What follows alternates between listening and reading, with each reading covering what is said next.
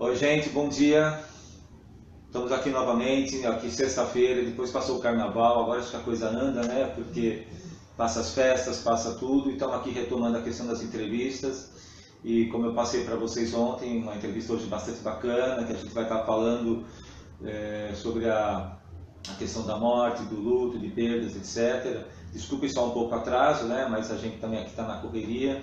E a gente está aqui já novamente com foco de levar conhecimento, transmissão de muitos assuntos importantes para vocês estarem refletindo, estarem meditando e estarem sempre agregando conhecimentos para vocês estarem espalhando por aí. E eu estou aqui com uma grande amiga minha, que é a Fernanda Rezende. Ela é psicóloga, tem especialista aí na área de tanatologia, psicologia hospitalar, e que ela tem um trabalho muito legal, que com certeza nós vamos aprender muita coisa com ela, porque hoje em dia a gente está focando muito a questão, toda a questão de morte, suicídio, das doenças emocionais de uma forma geral, né? E eu tenho certeza que a Fernanda vai estar passando muita informação legal, que a gente vai estar aprendendo muita coisa com ela. E ela é professora universitária, ela também tem um trabalho que ela está agora junto, frente ao CVV, que ela está fazendo treinamento com grupos do CVV. Para quem não conhece, o CVV é um trabalho que eles têm com voluntariado para atender pessoas que estão buscando ajuda, orientação, suporte psicológico, um apoio, naquele momento que às vezes ela não tem ninguém com quem falar. Então, vamos começar aqui já agradecendo a Fernanda. Obrigada. Obrigado, Fernanda, por você ter cedido esse espaço para a gente, para estar falando aqui. E eu quero que você fale um pouco, né, sobre a questão do seu trabalho. O pessoal aqui me perguntou ontem, né, quando eu estava divulgando, o que era tanatologia. Okay. Né? Então, dá um toque para o pessoal, mais ou menos, para quem não conhece, o que significa essa palavra que parece tão estranha para todo mundo. Então, vem do grego, né, thanatos, que é a ideia da mitologia da morte, né? Então, falar de morte na nossa sociedade líquida, né, descartável, capitalista, é um grande tabu. Então, a morte é uma condição única e inerente para todo e qualquer ser humano. Sem dúvida. Porque falar da morte causa tanto horror e tanta inquietação, né? Então, a tanatologia é uma especialidade multidisciplinar, não é só para os psicólogos, que dá a facilidade para você conhecer e conversar e cuidar das pessoas em processo final de vida. Então as pessoas falam, você lida com a morte, que coisa mais macabra, já imaginam, né, uma caveira, um crucifixo, e eu falo que na verdade eu lido com a vida, né? Porque lidar com a morte é lidar com a vida. O processo de morte, porque é um acontecer, ele dá em vida, né? Nós, seres humanos, não temos a experiência do que é a nossa própria morte. Né? É uma condição que é aprendida ao longo da nossa história de vida, de uma forma cultural, de uma forma social e também de uma forma emocional. Sim. Então, eu descubro, ou eu construo o que é o processo da morte a partir da experiência do outro, não é uma experiência minha. Entendi. Então, eu digo que falar da morte é discutir a vida. Então, o que é tanatologia que você me perguntou? É o estudo da vida, né? Não é o estudo da morte, é o estudo da vida. De trazer, já que é uma condição inerente a qualquer ser humano, você trazer um pouco mais de dignidade. Acho que dignidade e ética são questões das quais a gente desaprendeu, né? Ou não questiona no nosso dia a dia. Então, com a minha experiência, eu sou psicóloga hospitalar também, eu tenho formação HC, que foi meu início de tudo. E quando eu faço a psicologia, eu tenho muito para mim que eu quero trabalhar no hospital com pessoas em fase final de vida, né? Porque lá atrás a gente chamava de paciente terminal. Então eu faço toda a minha graduação voltada para isso, eu já começo fazendo um estágio ainda na graduação, então é no meu último ano, enquanto os colegas, eu não sei qual que é a sua formação de universidade, mas enquanto os colegas estavam atendendo 1 ou 2 pacientes na clínica, eu estava atendendo 200 antes de ter um CRP na mão e a maioria deles dentro de uma UTI, né, de alta complexidade. Então a questão da morte ela sempre permeou o meu contexto de vida, de pessoa, e isso se tornou o meu foco de estudo. Dentro da UTI, do hospital, eu comecei a me deparar com essa questão que a gente chama de cuidados paliativos hoje, né, que é essa dignidade no momento final de vida. Então, eu tinha a questão da morte na UTI, a questão da morte na possibilidade de cuidados paliativos, que um outro dia a gente conversa só sobre isso, e eu tinha um processo de luto dos familiares, né? Desse luto anterior à morte propriamente dita e esse luto com a morte propriamente dita. E aí meu consultório, né, que foi concomitante ao hospital, ele começa a surgir desses pacientes enlutados. É aí que vem a segunda possibilidade da minha segunda especialização, que é lidar com a questão da tanatologia. Então, na verdade, se encontra, né, a minha vontade e essa especialidade que eu só vim descobrir que existia depois da faculdade. Ainda o Conselho Regional de Psicologia não reconhecia ainda cuidados paliativos como uma especialização. Então, eu posso pensar que a tanatologia é como se fosse um guarda-chuva, né? Ela abre todas as possibilidades de lidar com a questão da morte. Tá. Como eu trabalhava em UTI, né, como você estava falando da questão do suicídio, muitos pacientes que tinham tentativa de suicídio vinham para a UTI. Né? E aí essa outra questão do suicídio também começou a permear a minha experiência prática no hospital, e esses pacientes que passavam por mim nas UTIs ou no hospital como um todo, eles culminavam no meu consultório. Né? Então, os meus alunos brincam que meu consultório é o consultório de morte, né? Tudo que diz respeito à questão de perda, de luto, de suicídio. Né? Então, eu acabo tendo essa experiência por conta da especialização em tanatologia, que é o estudo da morte, mas eu acabo abrindo mais a possibilidade. Então, hoje, eu trabalho com a questão do luto, né? Não sou especialista em luto, mas a minha especialização acaba trabalhando isso. A gente tem referências hoje no país, como, por exemplo, o pessoal, né, do Quatro Estações, a professora Maria Helena, que é uma pessoa que auxilia muito na minha formação. E a gente tem os outros grupos, hoje aí tem, né, vários outros institutos, o Paliar, a Casa do Cuidar, que são especializações em cuidados paliativos especificamente. Mas por conta da experiência, e até pelo momento que eu estava vivendo, em 2000, me formei em 2004, né, você tinha essa gama aí de possibilidades de trabalhar com o luto.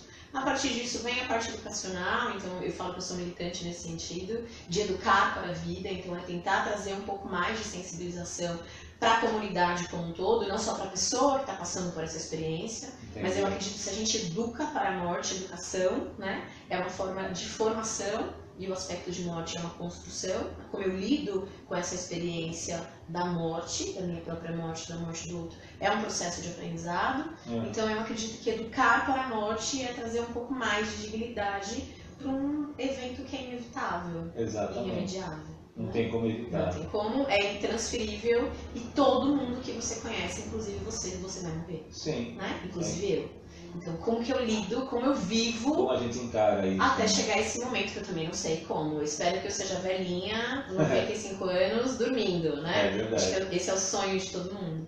Mas como que eu lido com as minhas inquietações, com as minhas angústias, né? Quando eu tenho uma doença propriamente dita, um câncer, uma doença que potencialmente me leva à morte, e aí é um foco específico com aquele paciente, com aquela população, com aquele familiar, né?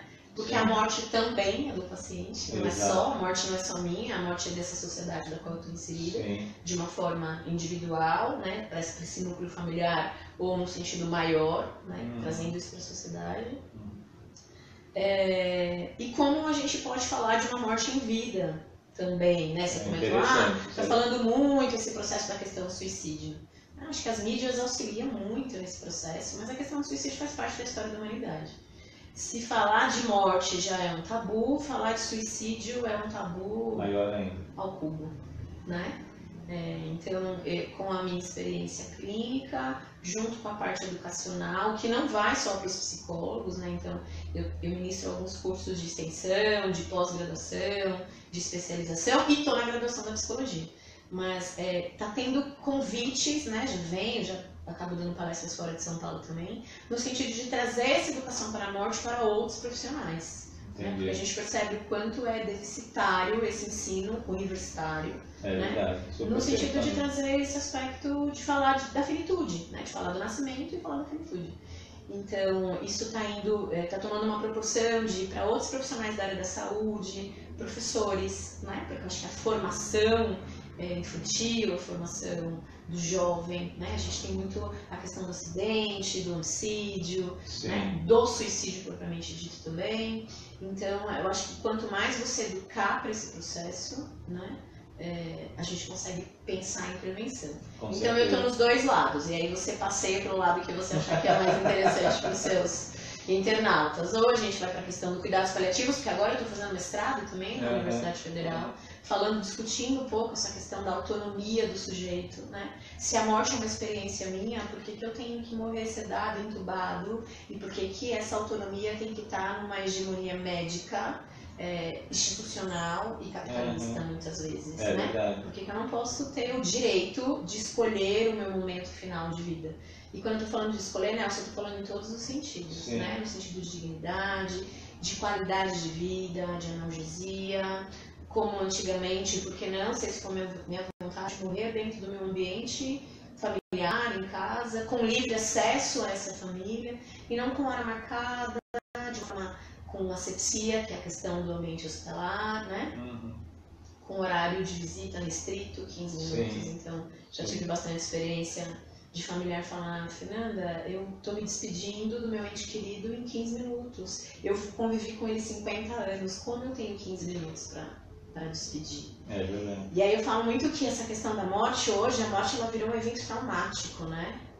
Então, a proposta de educar para a vida é transformar um momento final de vida, que é extremamente triste, extremamente uma série de emoções, né? O luto é uma série de sentimentos duais, né? Que vai da raiva, da busca, do afeto, transformar esse processo que é esperado diante da perda, mas de uma forma não leve, mas de uma forma possível. Né? O que a gente pode pensar também na saúde mental. As pesquisas vão dizer que quando o luto ele não é vivenciado de uma forma saudável para o processo, ou seja, né, sentir essas experiências todas, ele vai culminar num luto complicado, ou antigamente que a gente chamava de luto patológico. E isso pode culminar numa série de desdobramentos. Por exemplo, depressão, síndrome do pânico, né, um transtorno dissociativo. Então, quando você vai acompanhar esse paciente, vai compreender um pouco mais dele, você percebe que existem lutos. E luto pode ser de diversas formas, né? Não necessariamente a morte biológica, mas toda mudança de fase pode culminar nessa de luto. Então, quando eu pego a questão do suicídio, né, voltando um pouco para a sua intenção na entrevista, quando eu pego um pouco a questão do suicídio, eu percebo como foi anterior ao evento os vínculos que foram formados, né? Então, eu estava escrevendo isso ontem no meu perfil no Facebook, como é contraditório, né? Porque para a gente perder, a dor da perda vem porque na verdade teve o amor, né? O afeto, o vínculo, a relação. Né? Então, o preço que eu pago pelo sofrimento da perda é saber que o amor e a relação existiu, né? O afeto existiu. É verdade. Eu vejo que você se envolve muito, né? Eu acompanho algumas coisas que você posta e, gente, é impressionante como ela se envolve realmente na questão do trabalho que você faz mesmo, né? Como você está tão focado nisso que eu acho assim, extremamente interessante tudo isso que ela faz, porque é muito bacana, porque você tem um cuidado com o paciente, né? Você tem um cuidado, você se preocupa mesmo, né? Você dá todo o suporte que o paciente precisa, né? Eu não sei se todo. Não sei, né? Eu acho que é uma... contexto, mas eu acho que a questão maior, assim, Nelson, e as pessoas até comentam isso, primeiro porque para mim faz muito sentido estar na docência, né? Essa coisa da educação. Eu acho que eu saio um pouco da clínica, né? Da coisa do aqui e agora, do setting fechado da clínica que a gente está habituado. Acho que a abordagem da qual eu estudo e da qual eu também no início do curso, que é a abordagem winnicottiana, ela me traz essa ferramenta dessa comunicação, desse ir e vir. Então, me dá subsídios a isso, e agora um pouco mais na filosofia, porque, né, tô me sentindo aí uma psicóloga podendo conversar com a filosofia. Mas eu acho que, de certa forma, essa energia que você vê é essa militância no sentido de expandir essa questão do processo de morte. É claro que eu não desejo, né, a morte de Nelson, mas não é que eu desejo, é um evento que é inevitável, ela vai acontecer. Né? A morte é um evento inevitável, humano e intransferível. Já que é inevitável, né? Já que é uma tendência humana, se a gente pegar aí uma visão heideggeriana, eu estou para a morte, né? Eu estou a caminho da morte, todos nós, Tá. Não sei se pegou?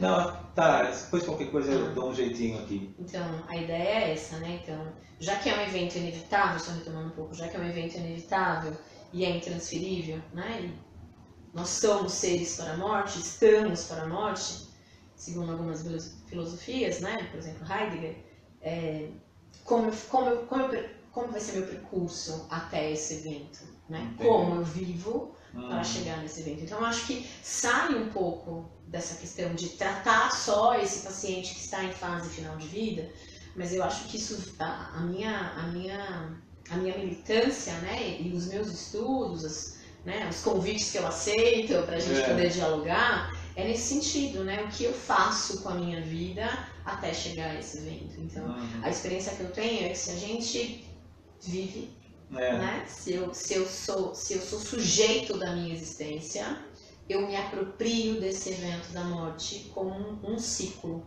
que se encerra, né? E eu não estou falando isso de nenhum sentido de religião e nem como deve ser essa vida após a morte ocidental metafísica. Não é nesse sentido. É este momento. Né? Quanto tempo eu tenho, né? Eu não sei, você também não sabe, ninguém sabe. Mas o que eu faço com esse tempo? Né? Ontem eu vi de um paciente que eu achei fantástico, assim, fantástico no sentido da grandeza da fala e do pensamento. Ele disse como era triste saber que eu já estava morto antes da tentativa de suicídio. Né? Acho que isso é muito mais dolorido, muitas vezes, e a dificuldade de expressar isso para o social. Né? Então é esse sentir morto em vida. Né? Sim. Então eu acho que conseguir ter essa sensibilidade, não julgar a atitude dele. Né? A gente vai conversar aí numa outra oportunidade, mas todo esse processo de suicídio, né? O culminar a tentativa, nossa sociedade olha a tentativa. Tá. Né? E julga a tentativa. O louco que caiu, o louco que tomou remédio, né? Mas é difícil a sociedade como um todo entender as mortes que já existiam, né? No sentido existencial, antes de culminar a tentativa. Entendi. Então, de uma certa forma, né? Falando de um processo de morte de um paciente adoecido por um câncer, por exemplo, ou falando de um processo de morte que acomete um paciente depressivo, de uma forma ou de outra, porque que eu me sinto à vontade de percorrer por esse processo, né? Por esse processo temático, porque eu estou falando de vida. Entendi. Né? Diferente de morte biológico, não. Eu estou falando de luto, né? Como que eu volto a viver uma mãe de quase 70 anos que perdeu o seu único filho por um câncer devastador, sendo que daqui 3 meses depois da morte dele, ele se casamento. Exatamente. Como que eu lido com isso? Como eu volto a viver? Que sentido que eu dou para isso? A morte do filho a gente não tem, tá ali, tá posto. Né? Mas como eu vivo isso? Como? Que recursos que eu tenho interno e externo para viver isso? Né? Então é nesse sentido que eu consigo passear. Né? Eu digo passear porque é uma construção. Né? Você fala, a Fernanda vai conversar bastante. Né? Vai conversar bastante. Mas na verdade eu aprendo mais quando eu falo. Gente, a gente vai fazer só uma pausinha rapidinho aqui, porque o papo tá tão bom que daqui a pouco a gente volta, vamos tomar uma aguinha, daqui a pouco a gente volta. Tá legal? Até já. E aí vamos continuar explorando isso que você está falando. Bom, gente, estamos aqui de volta, depois aí de uma pequena pausa, a gente foi tomar uma água, vamos respirar um pouquinho, está um calor danado aqui. Mas, Fernanda, vamos continuar em cima do que você está falando, porque foi os cuidados paliativos que você estava falando e a questão da própria cultura, né? Como é que vista a questão da cultura da morte, como é que é a visão das pessoas em relação a isso, né? E de repente algumas pessoas podem estar perguntando como é que é essa coisa de, até você falou, né? O último exemplo que você falou, eu ter que ficar com uma pessoa que eu vivi 50 anos e que me despedir em 15 minutos. Como é que é isso, né, dentro do teu trabalho, lá no hospital, com os casos que você pega? Tem gente que pode estar pensando assim, como é que é se preparar uma pessoa que a gente sabe que vai morrer, isso é uma coisa lógica, mas quando uma pessoa ela se depara numa situação como essa e a própria família, como é que é esse cuidado que você faz com os pacientes, como é que é trabalhar a cabeça ou o emocional da pessoa nesse momento. E da própria família também, porque a gente sabe que a família também tem essa dificuldade de aceitar essas perdas, né? E às vezes até a própria pessoa que está no processo mesmo de falecimento, ela mesmo parece que aceita até um pouco melhor em alguns casos. Então a tua experiência pode explicar melhor isso, né? Como é que é? Eu acho que é uma questão que vai além do paciente, né? Eu acho que é um pouco disso que eu venho tentando trabalhar no mestrado. É uma questão que vai além do paciente e é uma questão que vai além da família. Eu acho que é uma questão que vai no sentido institucional, no sentido político e no sentido de visão de mundo. Então, como que eu também vou trabalhar com o paciente o significado e o sentido da morte ou do morrer se eu tenho uma equipe que não está sensível para esse tipo de possibilidade? Então, a nossa formação, né, psíquica, de saúde, da área da saúde, a formação médica, ela é uma formação curativa, né? Curar a qualquer custo. Mas quando não há possibilidade de curar, há a possibilidade de cuidar. Na verdade, o cuidar ele tem que ser intrínseco junto com o curar. Mas quando não há mais a possibilidade de curar, há a possibilidade de cuidar. E aí eu acho que começa esse trabalho de uma forma mais assertiva com cuidados paliativos e com a humanização no momento final da vida. A minha prática, Nelson, vai dizer que os pacientes que morrem em UTI, na maioria das vezes, morrem sozinho, sem subjetividade, muitas vezes entubado, sedado, com uma quantidade de vida sem qualidade de vida. A gente discute isso muito em bioética, né? Tá. A ética da vida. Sim. A ética da morte. A ética da morte. A ética da vida. Então, existe não chega a ser uma lei, mas chega a ser uma proposta de intervenção que é você estar fora da lei, né? Quando você comete uma distanásia, que é o protelamento da vida sem a qualidade de vida, né? O cuidados paliativos é a proposta da ortotanásia. É você trazer qualidade de vida indiferente do tempo. E qualidade de vida, como a gente está falando na primeira parte, é todos os sentidos. O que é qualidade de vida para você é diferente do que é qualidade de vida para mim, né? Por isso que entra na questão da autonomia do sujeito. Então, quando eu brinquei na outra parte que eu falei, o sujeito também morre, é porque a vida também é dele, né? Só que esse também se perde diante de uma hegemonia, de um discurso da qual a gente está inserido na nossa sociedade, da qual você não tem o direito de escolher a forma que você vai morrer. Você vai morrer, tá posto. Mas que maneira que eu morro? De que maneira? De que forma? Que é a ideia, né? De se despedir.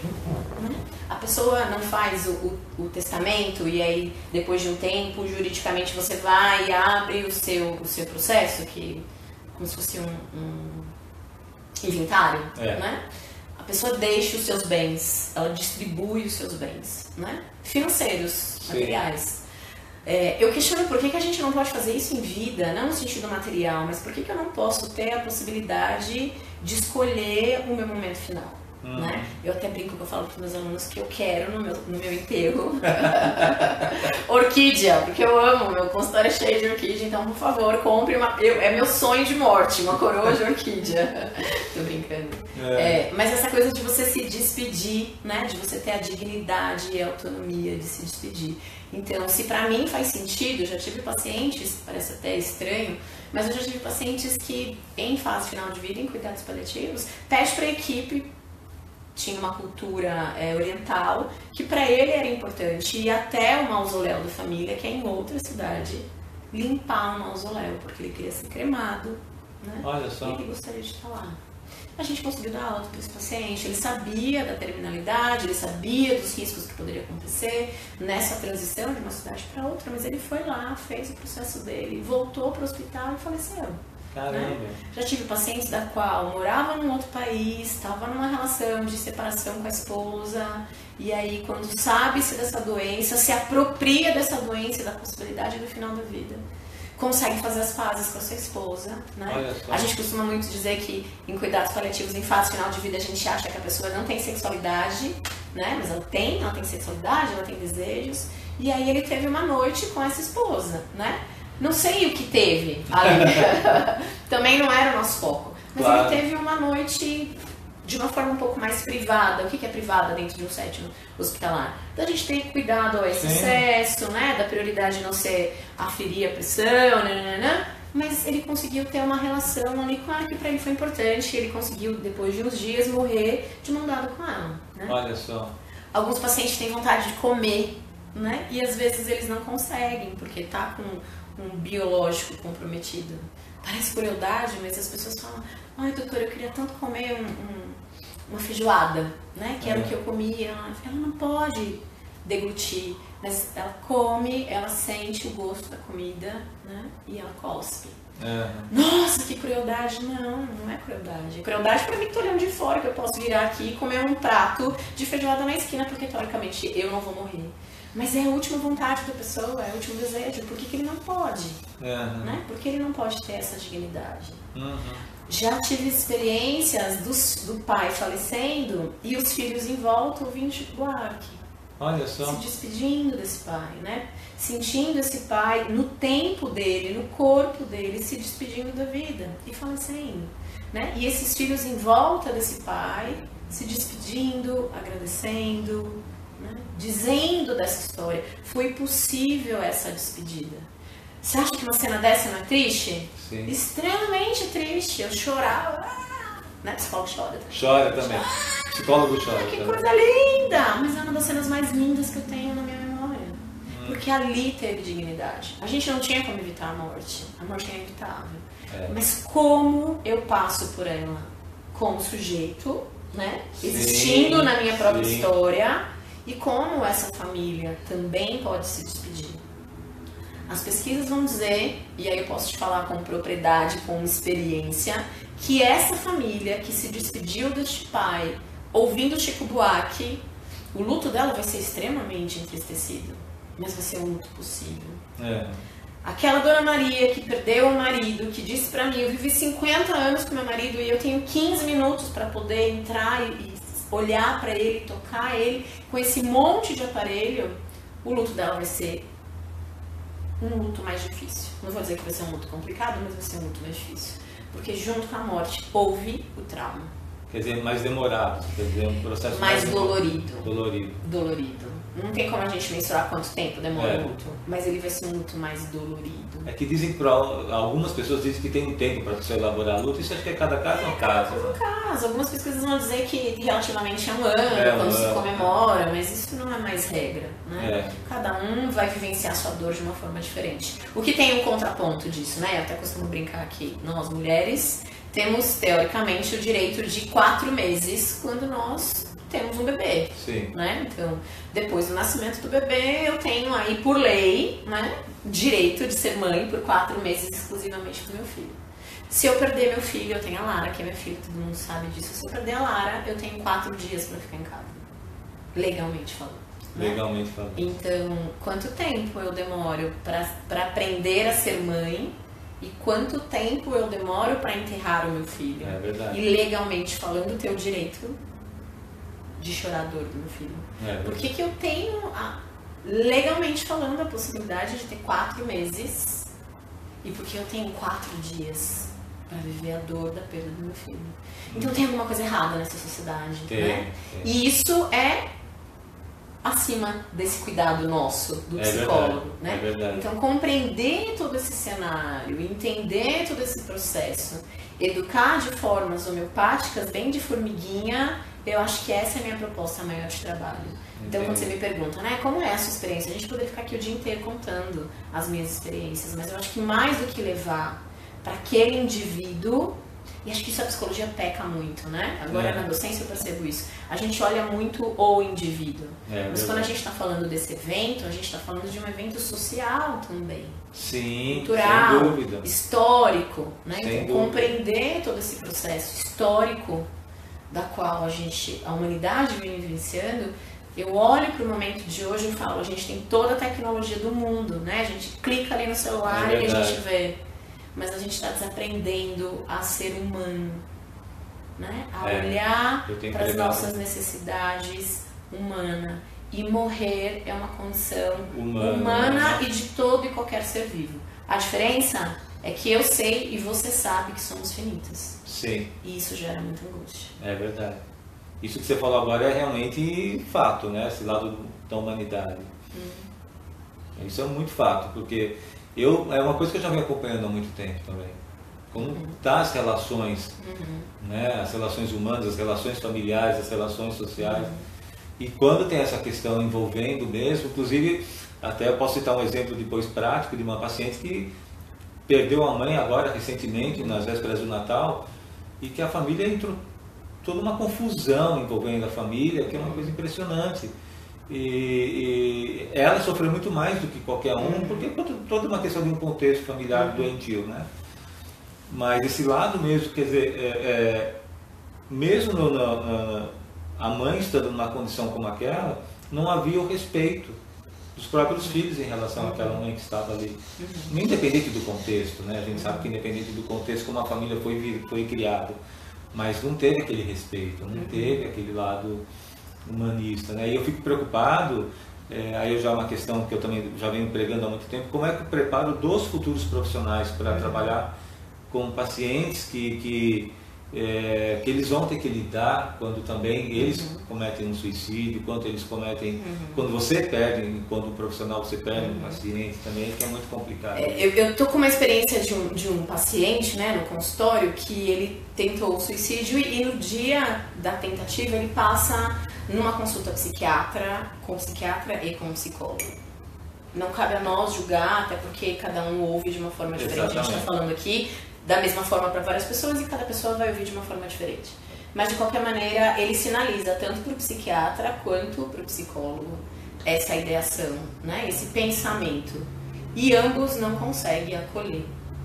O que eu experimento isso na docência, na minha clínica, nos cursos que eu vou ministrando, e até isso uma proposta de trazer esses meus alunos para esse trabalho voluntário do CVV. Nós profissionais não sabemos escutar um pedido de ajuda nesse sentido do suicídio, né? E eu falo no sentido também porque eu acabo dando supervisão para muitos profissionais recém-formados e já com um período aí de experiência que não sabem clinicar no sentido dessa escuta clínica. É verdade. Para um chamado de uma dor que está muito latente, da qual a pessoa não está conseguindo lidar com tanto sofrimento. E eu estou falando da questão do suicídio agora, né? Parece discurso de maluco, né? A gente vai fazendo isso. Agora, falando do suicídio, não sabe, nós não sabemos, nós não somos, nós profissionais, nós mercado de trabalho, nós psicólogos do RH, da escola, geral, de qualquer lugar, nós não sabemos ouvir essa necessidade. As pesquisas vão dizer que até 6 meses antes da tentativa, esse paciente procurou algum profissional da área da saúde. E esse profissional não conseguiu perceber essa urgência. Não sacou, né? Então, o que eu convido, né? Acho que primeiro é você estar sensível para isso, para essa nossa realidade. Sim, eu acho que as relações estão adoecidas e, né, não sou eu dizendo, são os estudos dizendo que a depressão vai ser uma das doenças que mais vão matar no mundo, né? A gente tem, no Brasil, a cada 44 minutos, uma morte por suicídio. Caramba! Nós temos no mundo, a cada 4 segundos, uma morte por suicídio. Será que isso não é uma epidemia? Total, né? Quantas vezes você já falou sobre suicídio dentro de uma universidade, seja ela qual for, depois de formado? Quanto tempo você tem de formação? 23 anos. Você nunca foi dentro de uma instituição falar sobre suicídio? Nunca, já tentei várias vezes. Por que será? Né? Por que falar de automutilação? Os jovens estão se automutilando. Eu vi uma coisa muito rápida ontem no jornal, dessa jogo, brincadeira, não sei nem como é que chama, mas desses meninos que sufocam e fazem um game ao vivo e tal. Né? Não tem espaço. A escola da minha filha é uma escola de certa referência aqui em São Bernardo. Eu nunca tive uma chamada da escola dizendo: mães, vamos falar sobre possibilidade de automutilação dos seus filhos.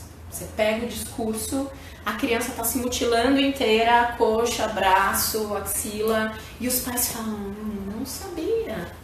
Só para você ter uma ideia, só uma escola em São Paulo que me chamou para fazer palestra sobre adicção. que é um dos meus carros-chefes de trabalho. Só. Por que é tão difícil falar da morte? Né? Que é uma coisa que está latente hoje em dia. Que bom que você está dando esse espaço para poder... Com certeza!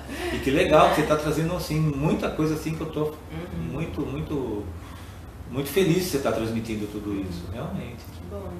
Porque a gente precisa passar essas informações, né? A gente precisa. Acho que a gente precisa, mais do que passar informações, eu acho que a gente precisa gerar inquietações. E pensar. Né? Acho que de certa forma a inquietação ela vai gerar uma angústia, e essa angústia vai gerar um pensamento. É verdade. Né? Mas eu acho que precisa trazer inquietações. Eu preciso falar sobre isso. Quando eu falo, eu vou desmistificando. E aí eu acho que vem o papel da informação e da comunicação. Sim. Né? Acho que eu preciso aprender a me comunicar.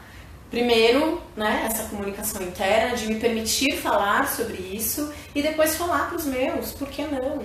Né? Sim, vai acontecer. Sim. E aí a gente entra na questão de doação de órgãos, de cremação, enfim. Uma série de coisas. Uma série de coisas, né? Por isso que o legal da tanatologia, para a gente ir já caminhando para o final, linkando com o começo, a tanatologia é isso. Né? Tá. É dar a você a disponibilidade, a especialização de um profissional, de você conseguir transitar nessas nuances da vida, mas que tem essa conotação da finitude. Sim. Né? Eu acho que, de certa forma, Nelson, todos estamos morrendo. Né? Com essa ideia de sermos para a morte, o Rubem Alves falava de uma cena muito bacana num livro que eu acho fantástico, que ele dizia, é muito interessante quando nós fazemos aniversário, né? Cantamos parabéns e apagamos a velhinha. E desejamos tudo de bom. Mas o apagar a velhinha é um ano a menos que eu tenho para construir a minha história. Então é um ato é um ritual tão comum entre nós, mas que talvez a gente não pare para pensar. O apagar a velhinha é um sopro a menos que temos nessa história. Não é um ano a mais, né? Não é um ano a mais. Qual que é o nome do livro para as pessoas? Não vou lembrar do nome, mas é do Rubem Alves. Se não está no Médico, está no Retorno Eterno. Tá. Né? Que ele vai trazer um pouco disso, assim, dessa experiência do apagar, né? Da qual a gente comemora como se a gente ganhasse, né? Vou fazer 40 esse ano. Mas eu tenho 40 anos, mas eu tenho menos tempo. É verdade. E acho que tempo é uma questão muito importante também. Acho que é um tema muito bacana da gente conversar um outro dia, né? O que eu faço com o meu tempo. Com certeza. Vou dar um workshop agora, em março, que a temática do workshop é: se hoje fosse o seu último dia de vida, você viveu sua vida? Né? Então, se hoje fosse o último dia. Que legal. Né? Você viveu? Que e aí legal. A gente discute em cima disso. Maravilha. Né? A proposta é reflexão. Não é trazer respostas, não é trazer... Você me pergunta, mas como? Né? Como faz? Eu não sei. Como que eu lido com o aspecto da morte? Eu não sei. Quem vai me dizer é aquela experiência, aquele paciente, é aquela necessidade. É a própria pessoa. É a própria experiência que vai me dizer como conduzir. É verdade. Você tem que ter a especialização, você tem que ter o estudo, é um estudo constante, né? Isso vai ser que bom. Pro resto da vida, eu adoro agora estar como acadêmica. Para mim é uma experiência fantástica. Tá ali no mestrado, tá ouvindo outras experiências, tá vendo outras, abrindo possibilidades. Isso também. E acho que a filosofia era algo que eu queria há muito tempo, mas eu acho que a prática da psicologia ela foi se solidificando e acho que agora eu me vejo mais madura também para estar voltando na academia. Mas acho que isso é importante, né? As pessoas acham que se formando... Não, eu falo para meus alunos, quando você se forma, você tem a habilitação de ser psicólogo. Mas ser psicólogo é uma construção. Isso que você falou agora... É uma construção. É uma construção. E a gente não sai formado da universidade. Não. A gente sai informado, mas não formado. É verdade. Né? E tem muita coisa que ser revista ainda. Sempre. E que bom. Né? Que bom. É verdade. Acho que é sempre uma constante aprendizado. Eu sou apaixonada pela educação, então... E eu também. Pela educação, pela psicologia. Né? Então, é uma pena que... Gente... Sim. A gente ficaria aqui horas, né? Acho que sim, né? Se deixar, a gente vai... Eu falo para meus alunos que eu adoro falar, então... Mas, gente, nós vamos encerrar por aqui. Com certeza vocês devem ter muita coisa que você está perguntando, vocês devem estar se questionando. Vocês podem colocar depois as suas dúvidas, as suas questões. as suas opiniões, suas críticas também, porque a gente está aberto aqui para tudo, né? Eu acho que quanto crítica também, quando tiver crítica também é legal, porque a gente cria debates. Sim, é uma construção. Não é verdade? Tá nada pronto. Não é verdade? Não, nada pronto. Tudo é uma construção, sempre. E, Fernanda, eu quero te agradecer por esse espaço que você cedeu aqui. Imagina, é uma troca. Não é? E eu quero que dentro dessa linha de pensamento de educar para a vida, o que você pode passar para o pessoal em termos de uma mensagem, de uma reflexão para as pessoas que estão assistindo a gente, que vão assistir depois o vídeo quando a gente for lançar aí no ar. Como eu te falei, eu estou aprendendo um pouco agora da filosofia e eu estou estudando um pouco de Nietzsche, né? E muito pouco, eu sou uma primária na filosofia ainda, mas tem um aspecto dele que eu acho bem interessante, que ele diz, de certa forma, olhando a partir de uma interpretação minha, por que a gente se preocupa tanto com a vida pós-morte, né? E aí no aspecto geral, então eu vou pro céu, eu vou pro inferno, quando eu encontrar, né, Deus, Jesus, seja o nome que for, e eu não estou sendo crítica às religiões, mas eu acho que a gente tem algo extremamente rico, que é o momento de agora. Eu não sei o que vai ser depois. E se descobrir, né, como Sócrates falava no momento do final da vida dele, se tiver que bom, e aí eu vou ter uma outra experiência, mas isso não é materialismo, isso é humanismo também. Eu preciso viver o meu momento agora, essa troca, porque é o que eu tenho. A hora que a gente desligar a câmera, eu vou ter um outro momento. É verdade. Então é esse momento do aqui agora. É o aqui e agora. É o aqui e agora. No sentido pleno da coisa, né? Não é o acúmulo capitalista para você desfrutar depois. Você acumula, acumula, acumula, acumula e desfruta depois. Não. É o desfrutar agora. E quando eu falo desfrutar, Nelson, eu não estou falando no sentido só prazeroso da coisa. Sim. Se este momento é um momento de tristeza, viva a sua tristeza. Viva aquela emoção. Viva aquela emoção. Se o seu momento agora é de raiva, não sai matando todo mundo, mas viva o seu momento de raiva. Eu tenho a questão do limite, né? Não vou agredir o outro diante da minha inquietude, mas viva. Né? Sim. É isso. É isso. Fernanda, obrigado, querida. Olha, foi muito legal. Possibilidade de troca. Não, sempre.